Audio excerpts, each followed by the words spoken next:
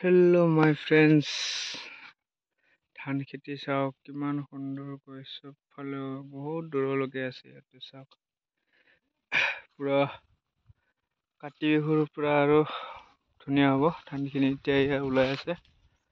কাতি বিহু আহি পোৱা নাই এতিয়ালৈকে।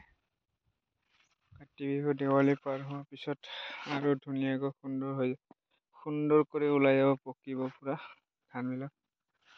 কিছুমান ওলোৱাই নাই ইয়াৰ ধান, এইবিলাক এতিয়া ফুলি আছে,